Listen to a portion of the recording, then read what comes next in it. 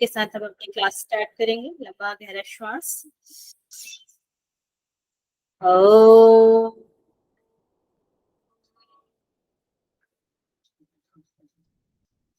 सहना भवतु सहना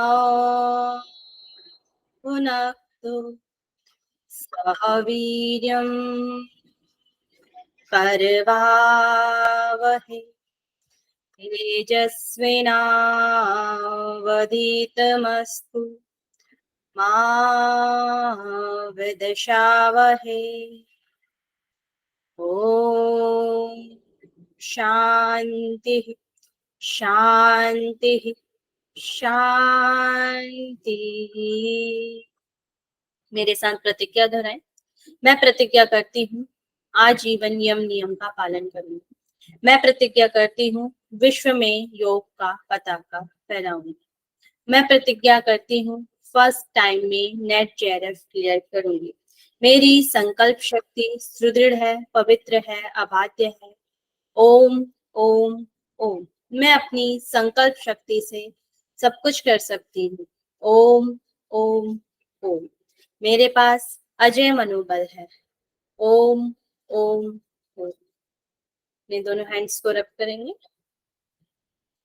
और आ जाएंगे वापस।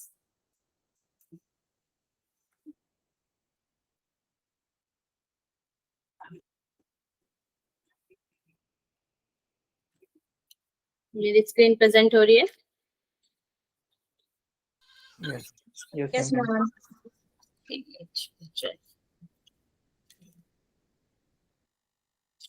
तो आज हम शिव संहिता पढ़ रहे हैं और पेपर 2 का यूनिट 5 हम पढ़ रहे हैं शिव संहिता।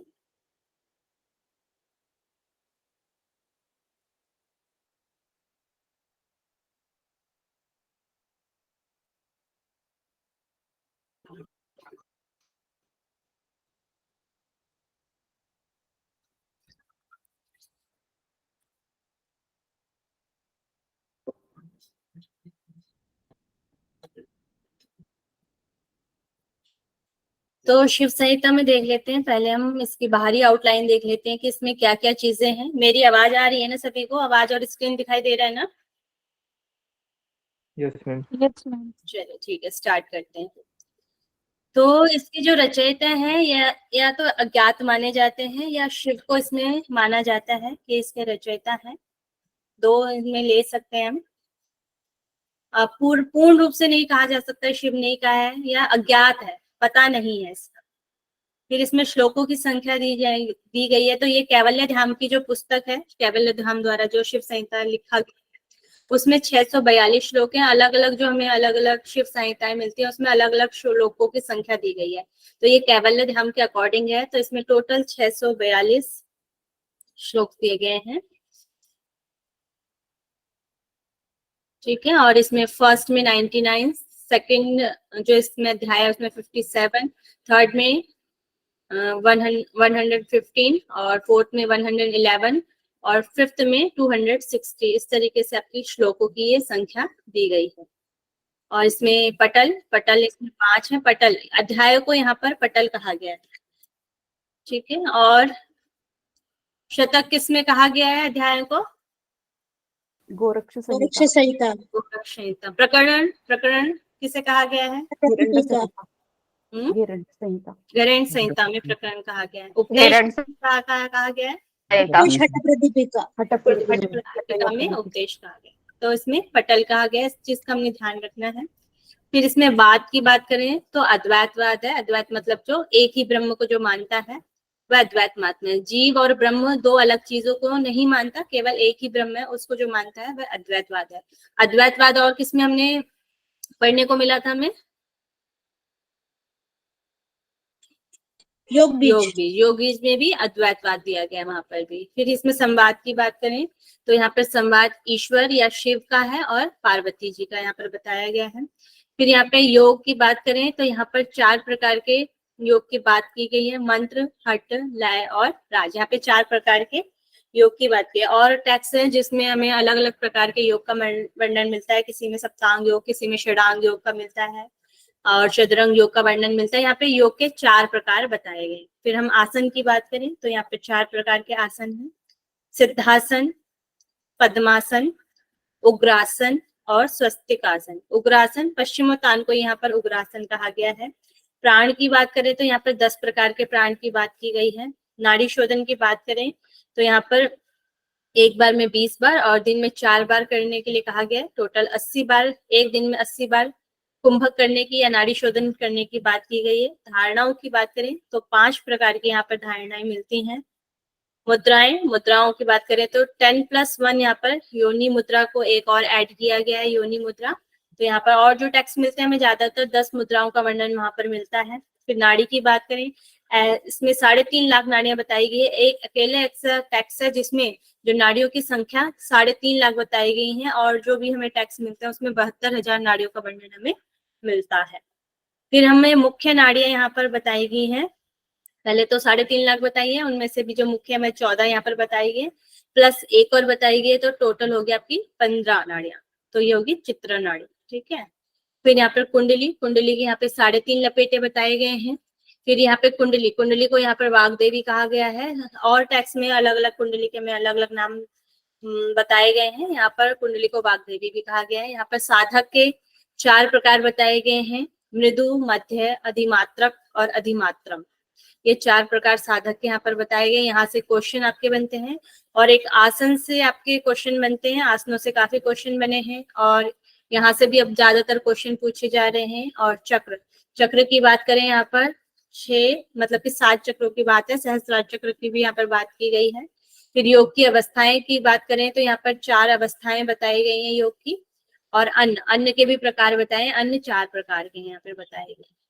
तो फास्ट तो नहीं हो रहा, और ये स्लाइड ओके, ये भी बताएं। थोड़ा सा स्लो करना है, ठीक है। समझ तो आ रहे हैं ना? यस।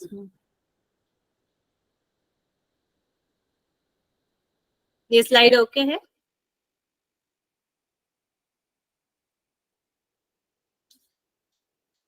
आगे बढ़े। Yes ma'am.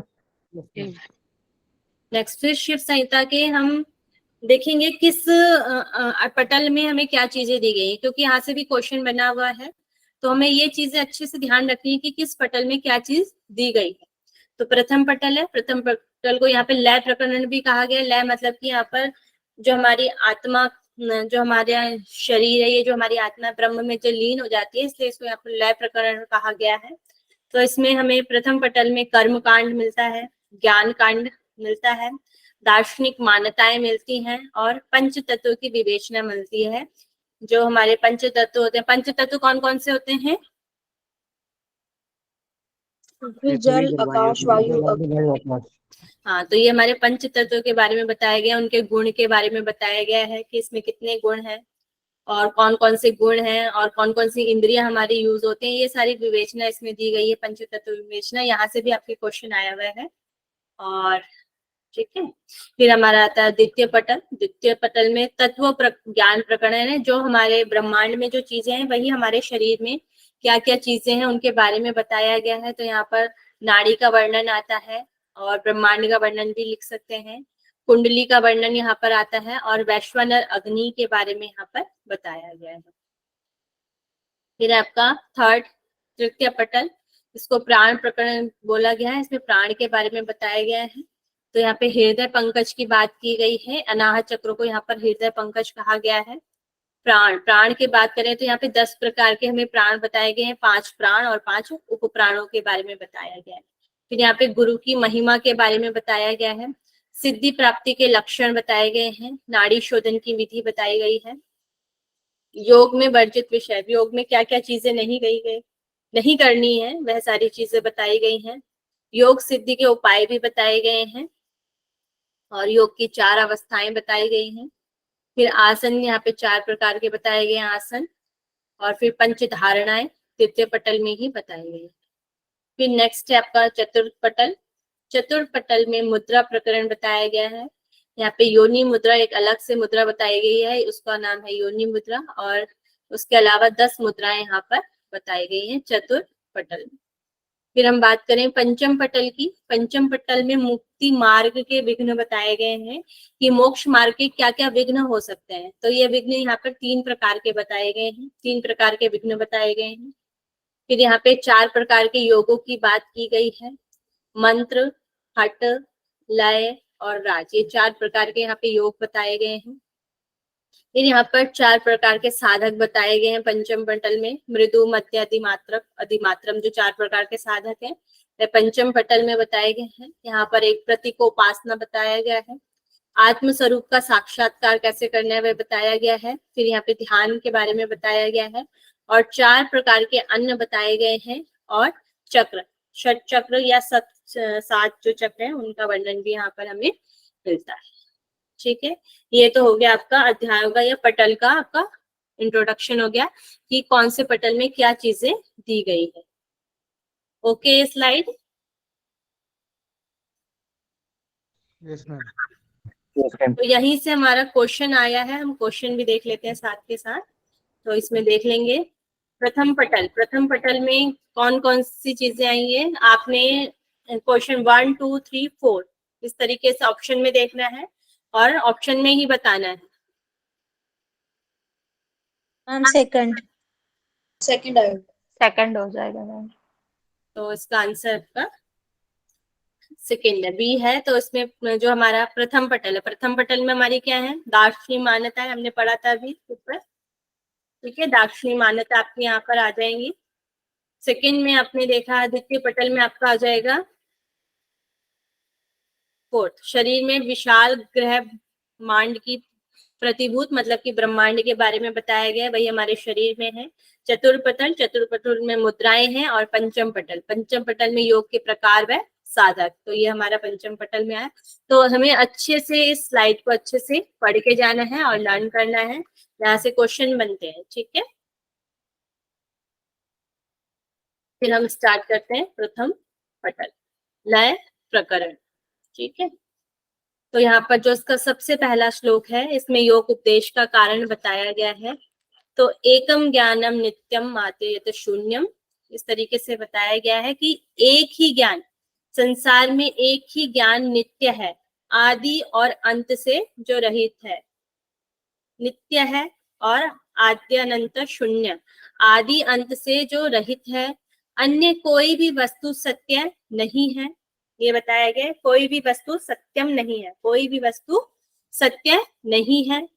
जगत में इंद्रिय उपाधि भेद से जो रहित है वह ज्ञान का रूप है। इसमें जो हमारा आत्मा है या जो ब्रह्म है, ब्रह्म के लिए यहाँ पर नित्य वर्ड यूज किया गया है। एक ही का जो ज्ञान है, जो ब्रह्म का ही जो ज्ञान है वह नित्य है, नित्य में जो हमेशा रहता है उसको बोला है। जो आदि और अंत से रहित है, जिसका ना शुरुआत है और जिसका ना कोई एंड है। ठीक है, न स्टार्टिंग है ना कोई एंड है, उससे रहित है, उसको ब्रह्म के बारे में ये चीजें यहाँ पर बताई गई हैं कि एकम ज्ञानम नित्यम, वह नित्य है, आदि और अंत से रहित है, अन्य कोई भी वस्तु सत्य नहीं है, मतलब कि उस ब्रह्म के अलावा कोई भी वस्तु सत्य नहीं है।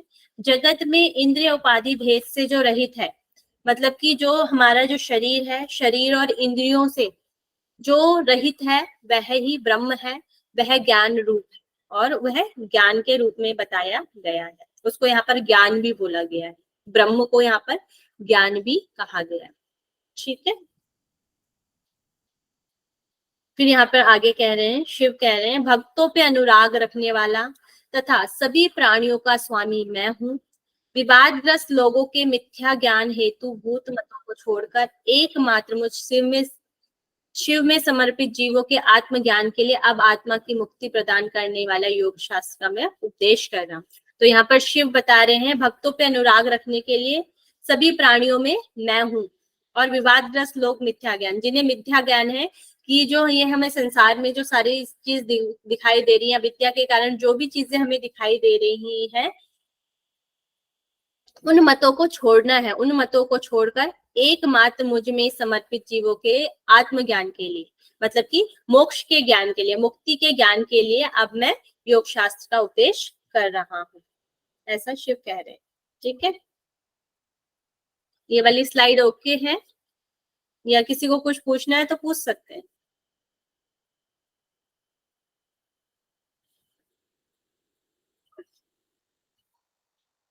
आवाज आ क्लियर है। हम्म क्लियर है। क्लियर। ठीक, फिर आगे कह रहे हैं, अब आत्मा को मुक्ति प्रदान करने वाले योग शास्त्र का मैं उपदेश कर रहा हूँ। तो उसमें कई सारी चीजें, मतलब कि बहुत से लोग अलग अलग प्रकार की चीजें बता रहे हैं। तो वो बता रहे हैं सत्यम, मुक्ति के लिए कोई सत्य की प्रशंसा करता है, सत्यम के प्रशंसति, ठीक है, कोई सत्य की प्रशंसा करता है। तपः शौचः, कोई तप की प्रशंसा करता है। कोई शौच, कोई कहता है शौच से मुक्ति प्राप्त हो जाएगी, कोई कहता है तप हम करेंगे तो हमें मुक्ति प्राप्त हो जाएगी, कोई कहता है सत्य के रास्ते पे हम चलेंगे तो हमें मुक्ति प्राप्त हो जाएगी, कोई कहता है क्षमा, अगर हम क्षमा हम करेंगे तो हमें मुक्ति प्राप्त हो जाएगी, कोई कहता है शम, शम हो गया आपका मनोनिग्रह, मन को स्थिर कर देना, उसी को शम कहा गया है, वो कर लेता है उससे मुक्ति प्राप्त हो जाएगी। कोई कहता है आर्जव से हमें मुक्ति प्राप्त हो जाएगी, कोई कहता है दान से हमें मुक्ति प्राप्त हो जाएगी, कोई कहता है पितृ कर्म, हम पितृ कर्म करेंगे, श्राद्ध वगैरह तर्पण आदि वगैरह होते हैं, अगर हम उनको करेंगे तो उनसे भी हमें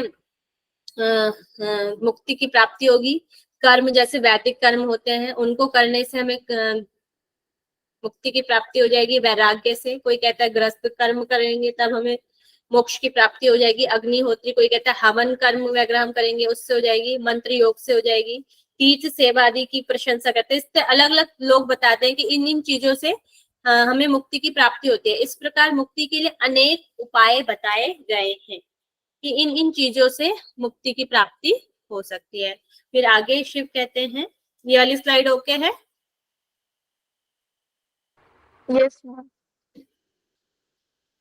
इस प्रकार कार्यों में लिप्त जो रहते हैं, संसार में जो लिप्त होते हैं, कर्तव्य अकर्तव्य कर्म को जानने वाले पाप कर्म से मुक्त हो जाते हैं और फिर भी पुण्य मोह से ग्रस्त रहते हैं। मतलब जो कि संसार में रहते हैं, कर्तव्य और अकर्तव्य कर्म, जो करने वाले कर्म हैं और जो नहीं करने वाले कर्म होते हैं, को जानने वाले पाप कर्म से तो मुक्त हो जाते हैं। मतलब कि वो अकर्तव्य कर्मों को नहीं करते हैं, उनको पता है कि किस समय पाप कर्म होंगे, तो वह उन कर्मों को नहीं करते हैं, वह पाप कर्म से मुक्त हो जाते हैं, फिर भी पुण्य कर्म से मोहग्रस्त रहते हैं।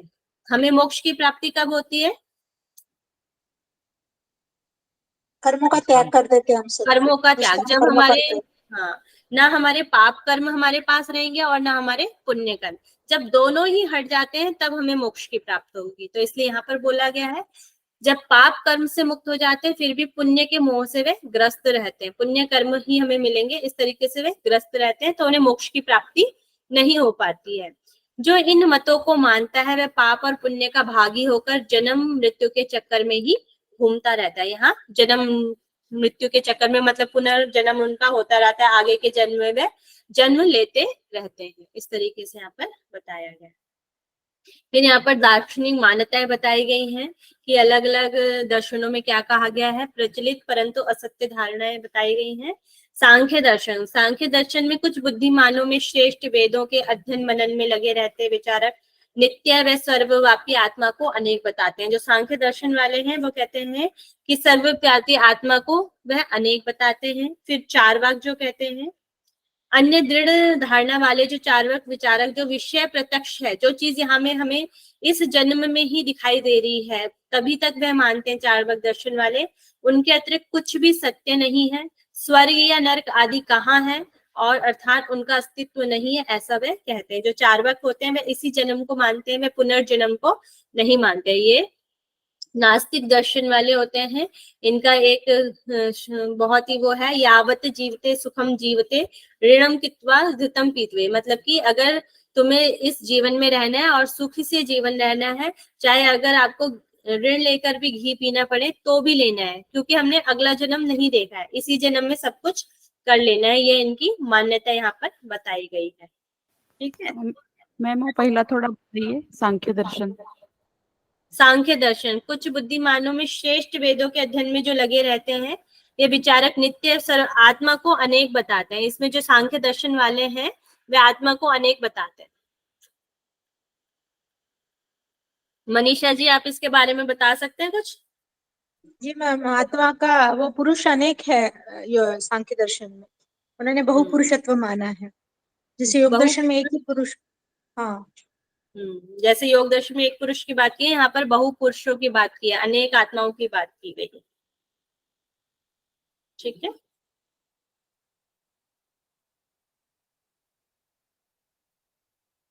ओके है वाली स्लाइड।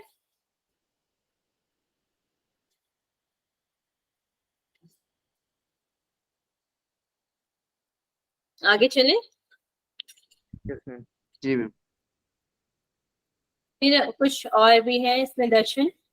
दूसरे विचारक जो विज्ञानवादी ज्ञान धारा को, जो कुछ विद्वान शून्य को उत्कृष्ट मानते हैं, और कुछ लोग, दूसरे लोग सांख्यवादी प्रकृति और पुरुष, इन दो तत्वों को स्वीकार करते हैं। अलग अलग दर्शनों की इसमें बात बताई गई है।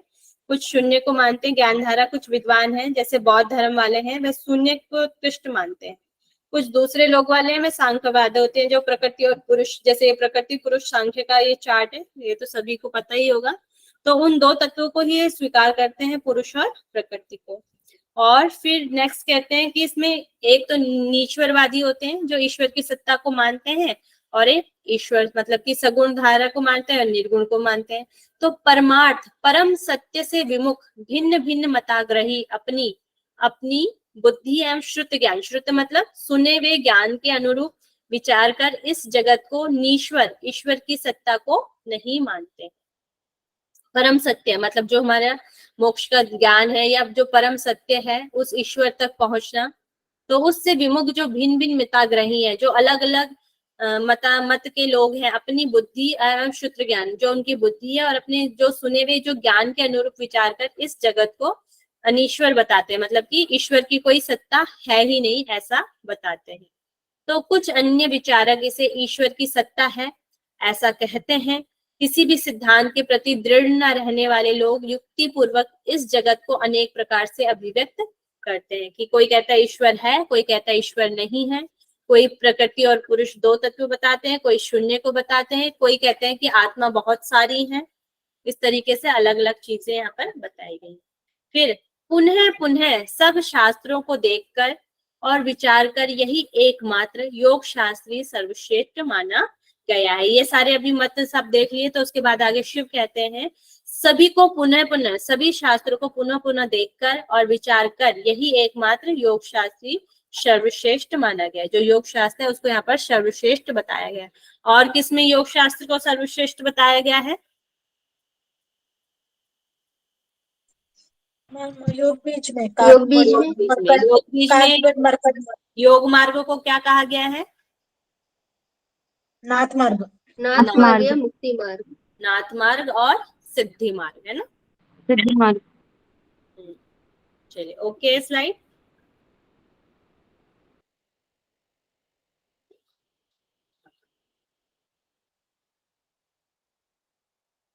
रिस्पॉन्स किया करें, इसके बाद हम आगे बढ़ेंगे। फिर यहाँ पर आगे योग शास्त्र के बारे में बता रहे हैं। तो यहाँ पर योग शास्त्र दो प्रकार से बताए गए हैं। एक तो इसमें वेद में कर्म कांड और ज्ञान कांड। आगे योग शास्त्र के बारे में बता रहे हैं। वेद कर्म कांड एवं ज्ञान कांड इन दो रूपों में प्रचलित है, अर्थात वेद की कर्म कांडीय एवं ज्ञान कांडीय दो विचारधारा है। इसमें से कर्म कांड के भी दो भेद बताए गए। कर्म कांड ज्ञान कांड मिति वेदो द्विविधा मतलब दो रूपों में प्रचलित है। भवती द्विभेदा ज्ञान कांडस्य कर्मणः, और फिर उसके बाद जो कर्म कांड है इसके भी दो भेद बताए गए। निषिद्ध कर्मणे पाप भवती निश्चितम, यहाँ पर बताया गया निषिद्ध। निषिद्ध मतलब जो अविहित है, जो हमें नहीं करने चाहिए। और विधि मतलब विहित करने वाले जो कर्म होते हैं उनको बोला गया है। पूर्वक होने से कर्म कांड के भी दो प्रकार होते हैं।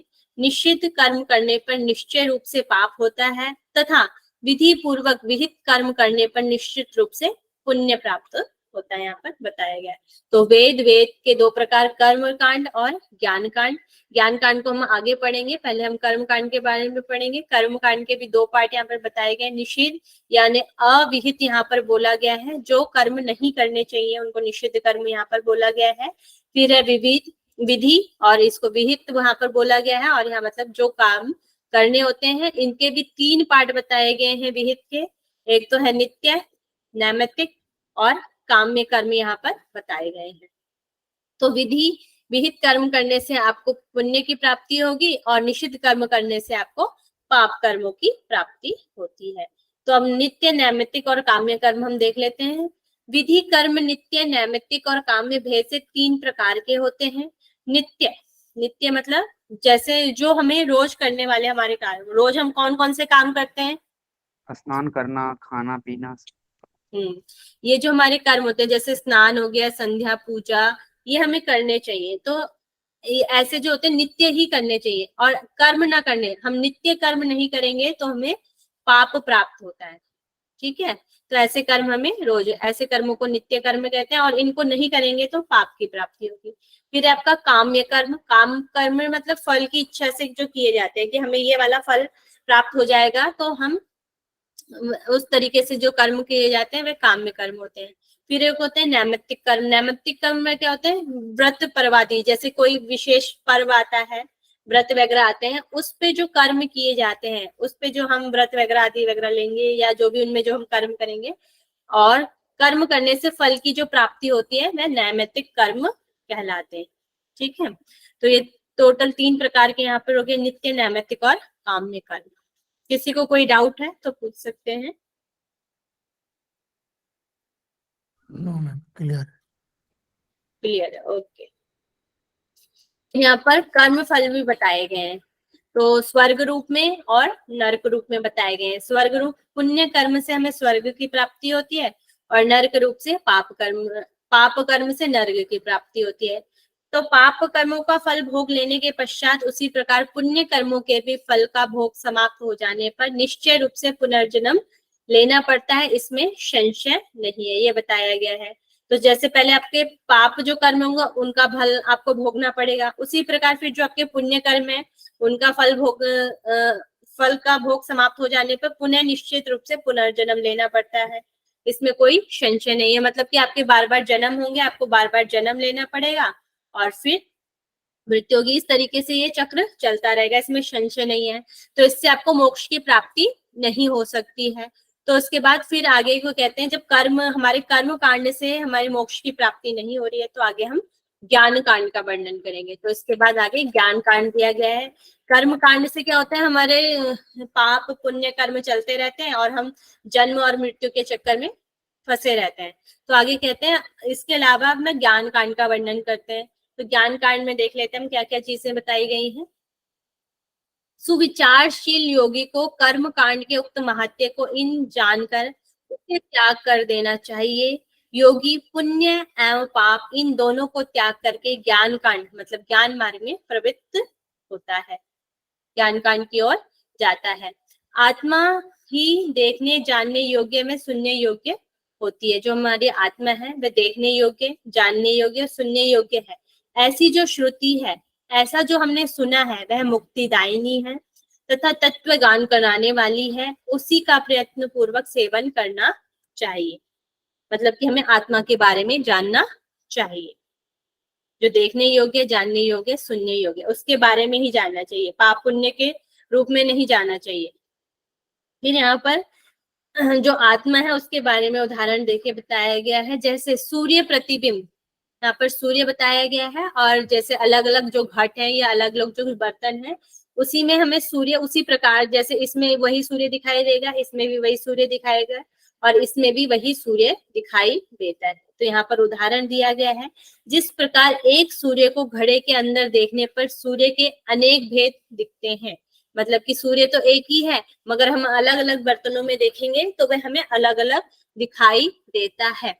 उसी प्रकार इंद्रियों की उपाधि के कारण आत्मा के अनेक भेद दिखाई देते हैं। मतलब कि आत्मा ब्रह्म तो एक ही है मगर वह सब प्राणियों में अलग अलग हमें दिखाई देता है। किसके कारण? इंद्रिया उपाधि के कारण। क्योंकि ब्रह्म सब में, ब्रह्म तो एक ही है, आत्मा तो सभी में एक ही है, मगर वह हमारी इंद्रियों की उपाधि के कारण वह जो ब्रह्म है वह सभी में हमें अलग अलग दिखाई देता है। तो यहाँ पर सूर्य का उदाहरण दिया है ब्रह्म के लिए या आत्मा के लिए। ठीक है, यस मैम। ओके मैम ज्ञान मैम इसको एक बार और समझा दीजिए, तो ये ज्ञान कांड से स्टार्ट कर दीजिए, समझ नहीं आ रहा मुझे ऊपर का। ऊपर का यस मैम। पहले हमारा जैसे कर्म कांड है, कर्म कांड से क्या होता है, हमारे पाप और पुण्य ही हमें मिल रहे हैं और पुनर्जन्म हो रहा है, तो उसके बाद वो कह रहे हैं उससे तो हमें कोई लाभ नहीं हो रहा, मोक्ष की प्राप्ति नहीं हो रही, तो आगे हम ज्ञान कांड का वर्णन करते हैं। तो ज्ञान कांड क्या होता है, ज्ञान कांड में किस चीज के बारे में हमें मिलता है, आत्मा के बारे में, आत्मा क्या है, मोक्ष क्या है, इसके बारे में हम ज्ञान की प्राप्ति करते हैं। तो उसी के बारे में बताया जा रहा है कि जो आत्मा है वह देखने जानने योग्य और सुनने योग्य होती है।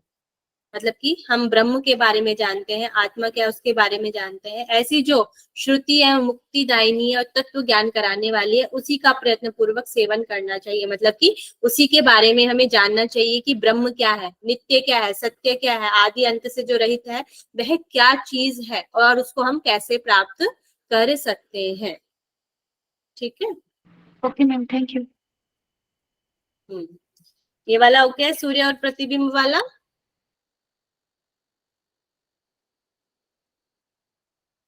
Yes ma'am, okay.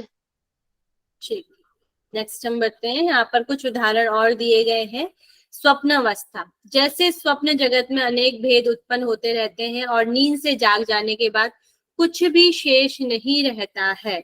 मतलब कि जब हम सो जाते हैं और स्वप्न में चले जाते हैं, ड्रीम में चले जाते हैं, अनेक भेद उत्पन्न होते हैं, हमें अलग अलग चीजें दिखाई देती हैं। कभी हम किसी जगह पे होते हैं और तभी हम किसी और जगह पे चले जाते हैं, अलग अलग भेद उत्पन्न होते हैं, अलग अलग हमें चीजें वहां पर दिखाई देती हैं।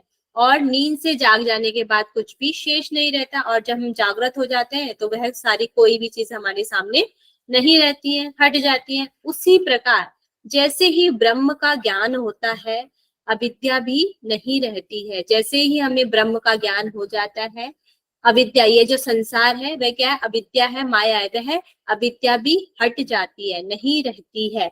और माया है तो अविद्या है, अन्यथा सब कुछ वह बोध स्वरूप ब्रह्म ही है। मतलब कि अविद्या और माया के द्वारा ही हमें ब्रह्म का ज्ञान नहीं होता है, और जब हमारी अविद्या हट जाती है, माया हट जाती है, तो हमें ब्रह्म का ज्ञान हो जाता है। तो यहाँ पे स्वप्न अवस्था से इसको यहाँ पर दर्शाया गया है। जैसे स्वप्न में हम जाते हैं, अलग अलग चीजें देखते हैं, उसके बाद जब हम कुछ भी शेष नहीं बचता है, उसी तरह जब हम अविद्या में रहते हैं तो हमें कुछ भी ब्रह्म का ज्ञान नहीं रहता है। जब हमारी अविद्या हट जाती है तो हमें ब्रह्म का ज्ञान हो जाता है, वही बताया गया। फिर यहाँ पर उदाहरण दिया गया है रज्जु। रज्जु मतलब होती है आपकी रस्सी, रोप और सर्प। यहाँ पर उदाहरण दिया गया रज्जु और सर्प का।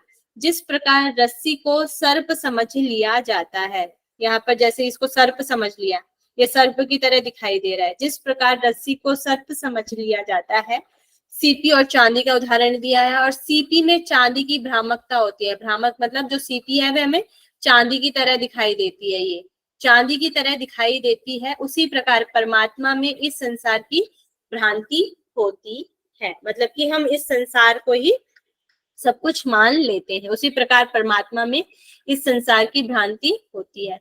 फिर वो कह रहे हैं आगे, ये हटती कैसे, रस्सी के ज्ञान से जब हमें पता चल जाता है ये सर्प नहीं है, ये रस्सी है। रस्सी के ज्ञान से सर्प के ज्ञान की निवृत्ति हो जाती है। मतलब कि जब हमें ये पता चल जाता है ये सर्प नहीं है, ये रस्सी है, तो जब हमें रस्सी का ज्ञान हो जाता है तो सर्प के ज्ञान की निवृत्ति हो जाती है। मतलब जो ये सांप का जो ज्ञान था उसकी निवृत्ति हो जाती है, वह हमें हट जाती है। उसी प्रकार आत्मा के ज्ञान हो जाने से जगत ज्ञान की निवृत्ति हो जाती है। जब हमें आत्मा का ज्ञान हो जाता है तो ये जो संसार है, इस संसार के ज्ञान की निवृत्ति हट जाती है। फिर ये हमारा संसार हमारे लिए कुछ नहीं रह जाता है जब हमें आत्मा का ज्ञान हो जाता है। सीपी के ज्ञान हो जाने पे रजत रूप भ्रम का नाश हो जाता है। मतलब कि जो ये जो चांदी जैसे हमें दिखाई दे रही थी, जब हमें ये पता चल जाता है सचमुच में ये सीपी है, तो जब ये सीपी का ज्ञान हो जाने पर रजत, रजत मतलब चांदी, चांदी का भ्रम हमें हट जाता है। उसी प्रकार आत्मज्ञान से जगत रूप भ्रम नष्ट हो जाता है। मतलब कि जब हमें सीपी का ज्ञान हो जाता है, सीपी मतलब हमें ब्रह्म का ज्ञान हो जाता है, तो हमारा आत्मज्ञान से जगत रूप जो ये संसार है इसका भ्रम हट जाता है और हमें मोक्ष का या ब्रह्म का ज्ञान हो जाता है। तो यहाँ पे उदाहरण दिए गए हैं, रज्जु और सर्प का उदाहरण दिया गया है। सीपी और चांदी का उदाहरण दिया गया है, स्वप्न अवस्था का उदाहरण दिया गया है, इस तरीके से। ओके है slide? Yes, ma'am. Yes ma'am. तो यहाँ पर अज्ञान का स्वरूप बताया गया है आपका 42 और 43 श्लोक में। जब दोषवश सफेद भी पीला, पीला रोग दिखाई पड़ता है, उसी प्रकार अज्ञान दोष के कारण आत्मा भी संसार के रूप में दिखाई देती है। जैसे सफेद भी पीला, जैसे जो व्यक्ति सफेद होता है अगर उसे पीलिया हो जाता है तो सफेद भी पीला दिखाई पड़ने लगता है, उसी प्रकार अज्ञान दोष के कारण जब हमें संसार का मतलब अविद्या आ जाती है, उसके कारण आत्मा भी संसार के रूप में दिखाई देती है। जो हम यहाँ पर देखते हैं वह हमें आत्मा जो है वह संसार मतलब यही सब कुछ है, ये हमें दिखाई देने लग जाता है, हमें ब्रह्म का ज्ञान नहीं होता है। वही चीज यहाँ पर बताई गई है। जब दोष नष्ट हो जाने पे रोगी के द्वारा स्वयं शुक्ल ग्रहण कर लेता है, मतलब कि जब उसका पीलिया रोग हट जाता है तो वह सफेद ग्रहण कर लेता है, जो उसका असली रूप होता है वह उसको ग्रहण कर लेता है। उसी प्रकार अज्ञान के नाश हो जाने पर जब हमारा जो अविद्या है या संसार का जो अज्ञान का जो नाश हो जाता है और आत्म सत्य स्वरूप प्राप्त हो जाता है, मतलब कि हमें मोक्ष की प्राप्ति हो जाती है, उस ब्रह्म का ज्ञान हो जाता है। तो यहाँ पर एक और उदाहरण दिया गया है, पीलिया के यहाँ पे से उदाहरण दिया गया है। जैसे पीलिया हो जाता है तो आप पीले रूप में दिखाई देते हैं, जब आपका दोष नष्ट हो जाता है, पीलिया आपका खत्म हो जाता है तो आप सफेद हो जाते हैं। उसी प्रकार जब आत्मा जो होती है, आत्मा पे अविद्या के कारण वह पीली हो जाती है या मतलब कि जगत रूप को ही सारी चीज मान लेती है, जब उसका मतलब अविद्या हट जाती है तो वह आत्मा सत्य स्वरूप प्रकाश में दिखाई देने लग जाती है। एक और उदाहरण यहाँ पर दिया गया है। फिर आत्म स्वरूप का यहाँ पर वर्णन किया गया है। जैसे रस्सी तीनों कालों में सर्प नहीं रह सकती है, मतलब कि जो रस्सी है वह तीनों कालों में सर्प मतलब कि हमेशा सर्प की अनुभूति उससे नहीं रह सकती है, उसी प्रकार निर्गुण एवं निराकार आत्मा भी जगत के रूप में नहीं रह सकती है। मतलब कि जो हमारी आत्मा है एक ना एक दिन इसको सत्य का ज्ञान होता ही होता है, ब्रह्म का ज्ञान होगा ही होगा। वह हमेशा इस ये जो आत्मा है वह इस जगत रूप में हमेशा नहीं रह सकती, वह कभी ना कभी मोक्ष की प्राप्ति करेगी ही करेगी। फिर इंद्रादिक ईश्वर समझे जाने जो देवगण हैं, मतलब कि इंद्रादिक जो भी हमारे देवगण जिन्हें हम मानते हैं, ईश्वर समझे जाने वाले देवगण भी नाशवान होने के कारण अनित्य हैं, आवागमन जनन मनन से युक्त होते हैं। मतलब कि जो देव लोग हैं वह भी इससे बच नहीं पाते, उनको भी जन्म लेना पड़ता है और मरना पड़ता है, ये बताया गया है। ओके है?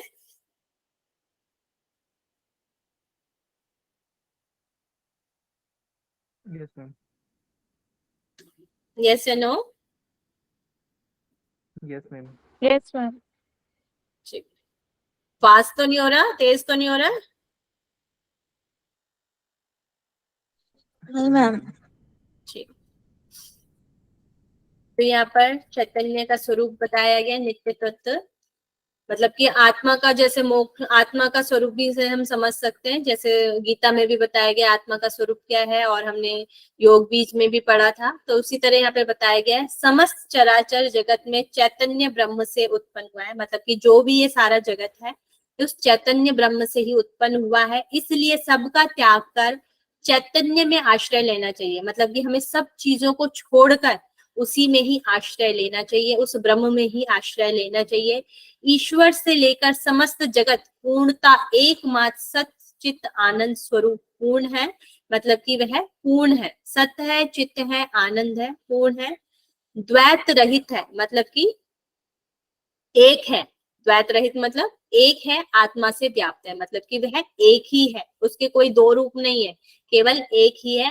द्वैत रहित आत्मा से वह व्याप्त है।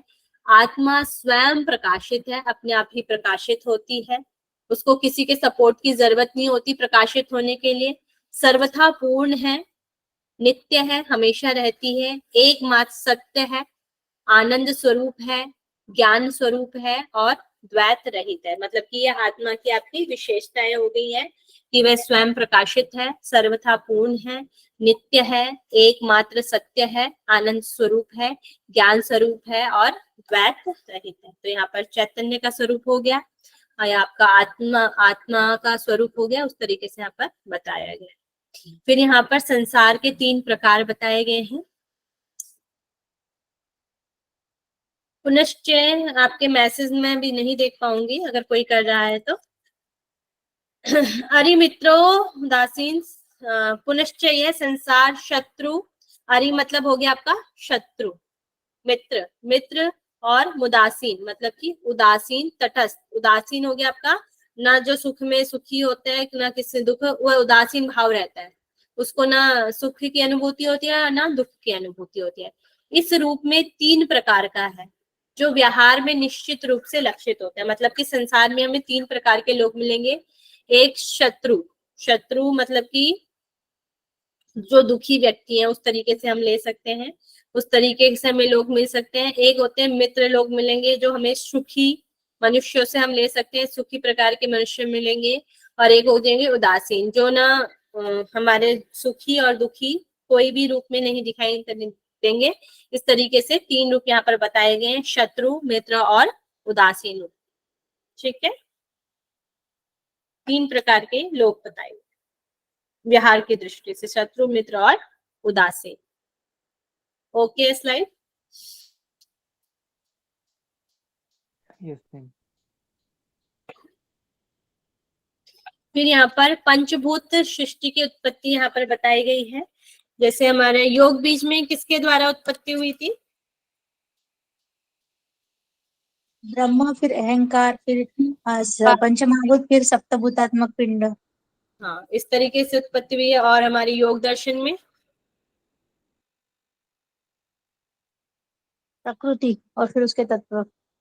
प्रकृति उसके तत्व। इस तरीके से हमारी सृष्टि की उत्पत्ति आती है।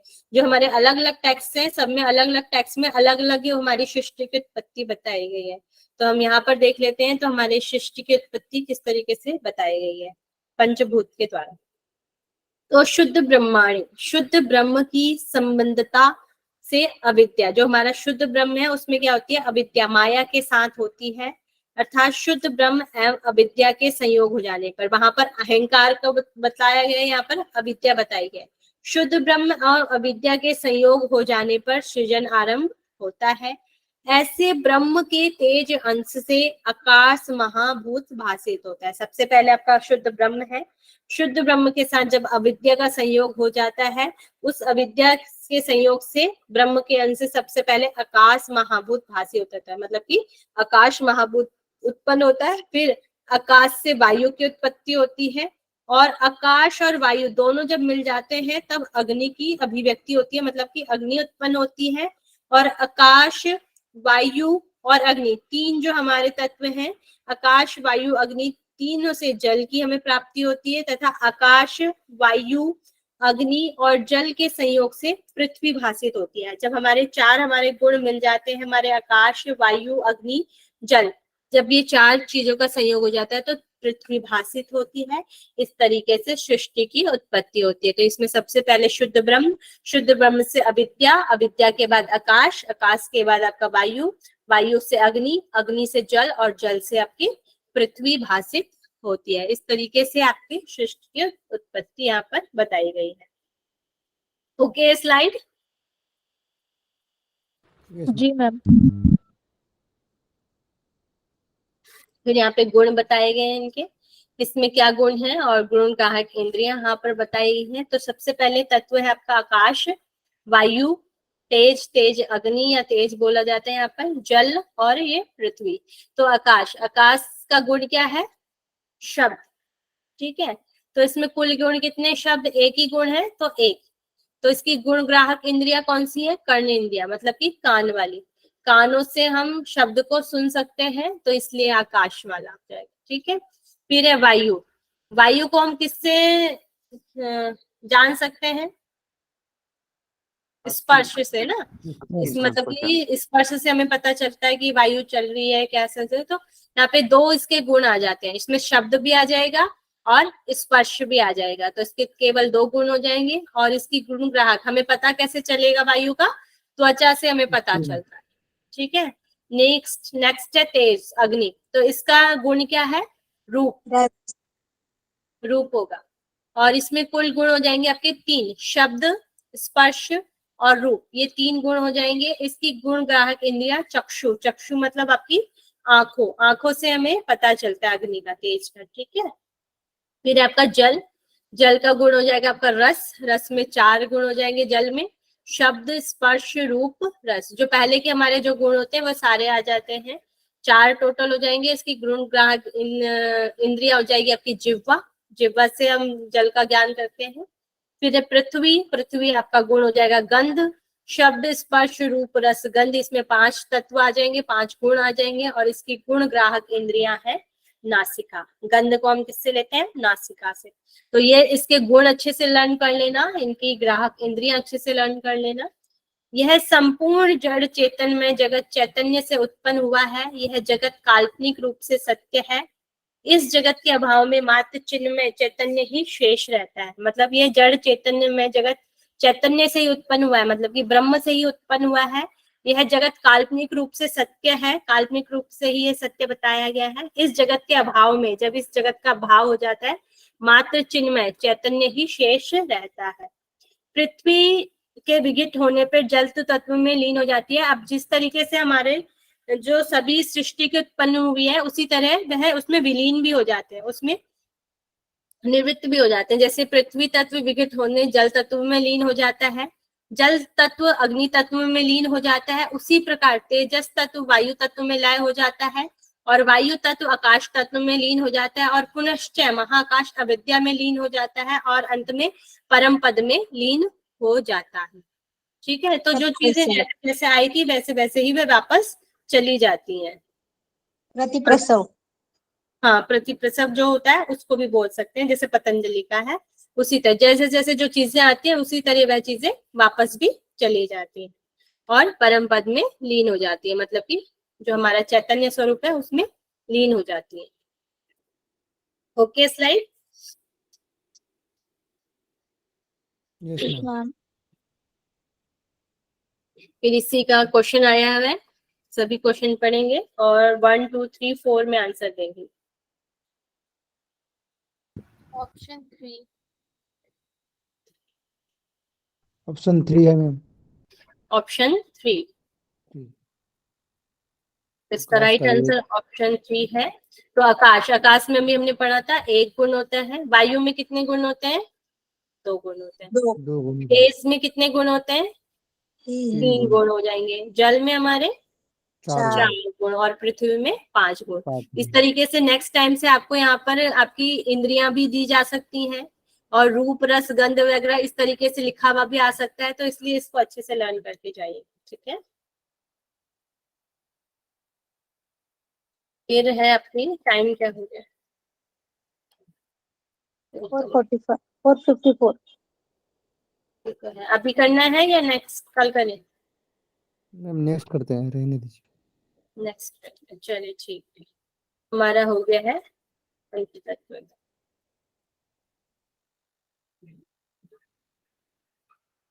Thank you ma'am.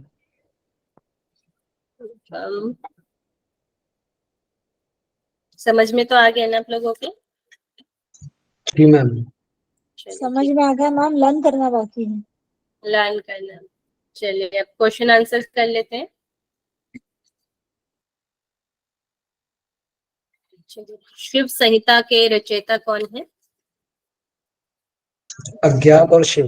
अज्ञात अज्ञात, तर वैसे शिव। तो अज्ञात ही लिखा जाता है, और शिव को भी बोला। इसमें टोटल श्लोक की संख्या क्या है? 642। 2। 642। फिफ्थ में कितने श्लोक दिए गए हैं? फिफ्थ पटल में कितने श्लोक हैं? 260 मैम। 260, very good. इसमें वाद कौन सा दिया गया है? अद्वैत। अद्वैतवाद दिया गया है। कोशिश करें सब पहले टाइप करें। आसन, आसनों की संख्या कितनी दी गई है? 4 दी गई है। पश्चिमोत्तान को कौन सा आसन बोला गया है?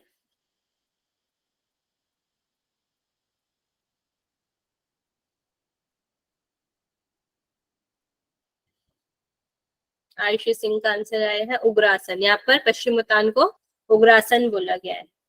प्राण, कितने प्राणों की चर्चा मिलती है?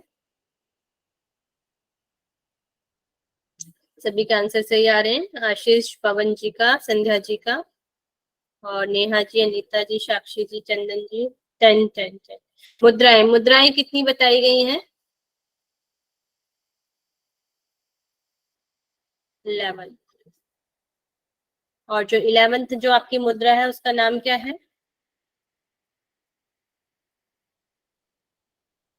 11th मुद्रा का नाम क्या है? योनि मुद्रा। Very good. नेक्स्ट, नाड़ियों की संख्या कितनी बताई गई है?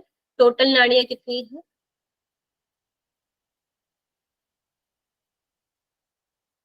3.5 3.5 लाख नाड़ियां यहाँ पे बताई गई है। Very good. और मुख्य नाड़ियां कितनी है?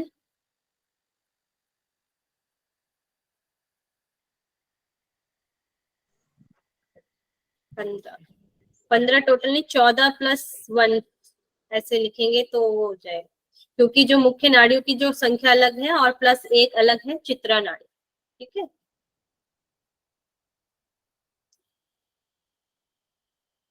नेक्स्ट मुझे बताएंगे कुंडली के कितने लपेटे बताए गए हैं?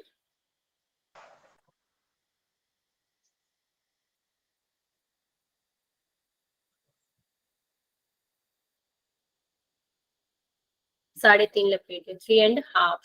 सभी का आंसर आ रहा है 3.5। साधक, साधक के कितने प्रकार हैं?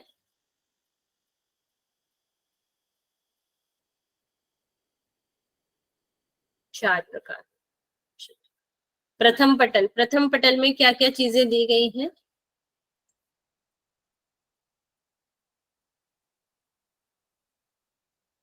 लता जी बताएंगे। फर्स्ट पटल में हमारी क्या क्या चीजें हैं, और सभी टाइप करें। Yes ma'am. प्रथम पटल में कर्म कांड, ज्ञान कांड, दार्शनिक मान्यताएं, पंच तत्व, विवेचन। Very good Lata ji. Next, सभी के आंसर भी आ रहे हैं। कर्म कांड, ज्ञान कांड, दार्शनिक। नेक्स्ट मुझे बताएंगे द्वितीय पटल, द्वितीय पटल में क्या क्या चीजें हैं, सभी टाइप करें। नेहा जी, नेहा जी इसका आंसर बताएंगे। जी मैम, इसमें नाड़ियों का वर्णन है, कुंडलिनी जागरण है और ये वैश्वनार अग्नि है। वैश्वानर अग्नि बताएंगे। वेरी जी। गुड। सभी के आंसर भी आ रहे हैं। नेक्स्ट मुझे बताएंगे तृतीय पटल, तृतीय पटल में क्या क्या चीजें हैं। प्रियंका जी, प्रियंका पांडे जी इसका आंसर करें और सभी टाइप करें। मैम मैं जस्ट अभी 5। चलिए ठीक है। कृतिका जी आप बताएं। जी मैम, इसे प्राण पटल के नाम से भी प्रकरण के नाम से भी जाना जाता है। इसमें हृदय पंकज और 10 प्राण बताए गए हैं, और गुरु की महिमा और सिद्धि प्राप्ति के लक्षण, नाड़ी शोधन विधियां, योग की 4 अवस्थाएं, आसन और पंच धारणा। पंच धारणाएं बताई गई। आसन कितने बताए गए हैं? आसन 4 बताए गए। चलिए वेरी गुड कृतिका जी। नेक्स्ट मुझे बताएंगे चतुर्थ पटल, चतुर्थ पटल में क्या क्या चीजें हैं, राखी जी बताएंगी, राखी शिंदे, और सभी टाइप करें। यस मैम, इसमें ना मुद्राओं के बारे में बताया है। 10 मुद्रा और एक मुद्रा अलग से बताई है, वो है योनि मुद्रा। योनि मुद्रा। Very good. नेक्स्ट मुझे बताएंगे पंचम पटल, टाइप करें सभी। पंचम पटल में क्या क्या चीजें हैं, और संतोषी वर्मा जी बताएंगे इसका आंसर।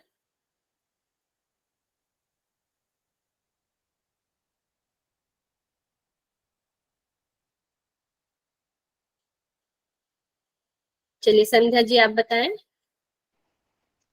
हाँ जी मैम, पंचम पटल में है विघ्न है, विघ्न है, 4 प्रकार के योग है, मंत्र, हठ, लय, राज, 4 प्रकार के साधक, ध्यान, 4 प्रकार के अन्न, षट चक्र, और आत्मा का स्वरूप का साक्षात्कार, आत्म स्वरूप का साक्षात्कार। आत्म स्वरूप। वेरी गुड, ध्यान है। और चलिए ठीक है।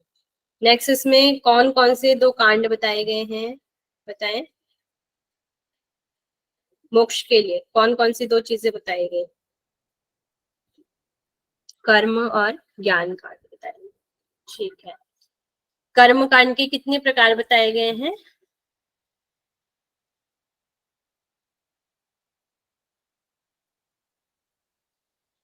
दो प्रकार। कौन कौन से दो प्रकार हैं? राधिका जी बताएंगे कर्म कांड के प्रकार।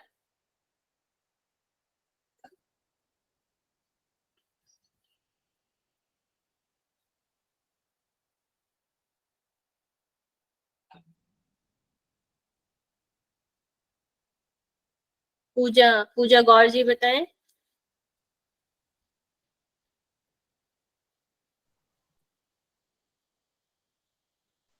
पवन निषेध विधि। निषेध और विधि। जी मैम। निषेध को और क्या कहा गया है? अब अविदित और विहित मैम। और जो अभिहित कर्म है वो कैसे कर्म होते हैं? पाप कर्म मैम। पाप कर्म, जो कर्म हमें नहीं करने चाहिए। और विहित कर्म कौन से होते हैं? पुण्य पुण्य जो हम कर्म। सुनते हैं। पुण्य कर्म। और चलिए विहित विहित कर्म के प्रकार बता देंगे सभी, टाइप करें सभी।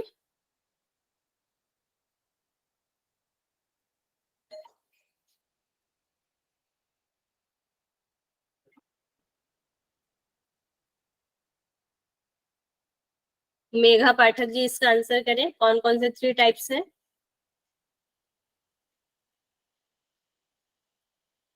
नित्य, नैमित्तिक, काम्य और नित्य, नैमित्तिक, काम्य। Very good. अब मुझे बताएंगे ज्ञान कांड के लिए कौन कौन से उदाहरण दिए गए, किन कौन कौन से हमें उदाहरण दिए गए ज्ञान कांड के लिए?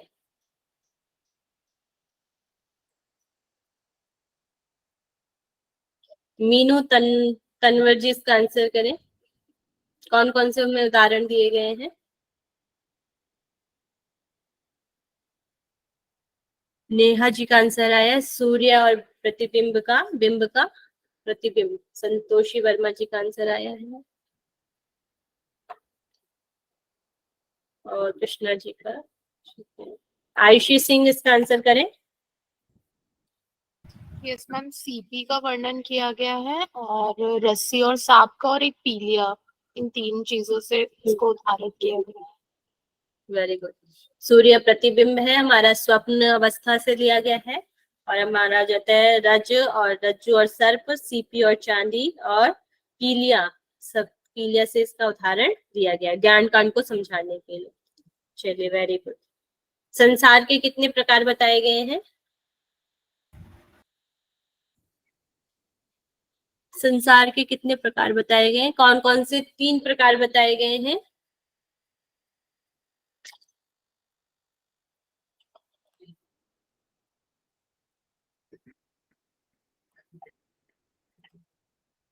शत्रु, मित्र और उदासीन।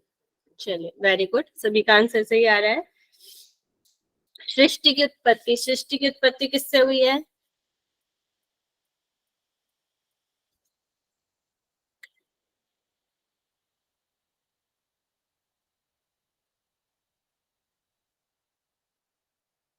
चंदन जी इसका आंसर बताएं।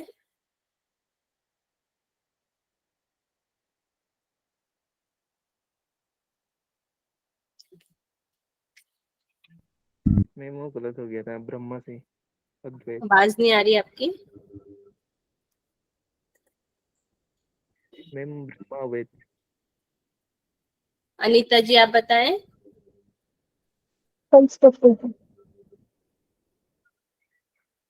क्या कह रहे हैं?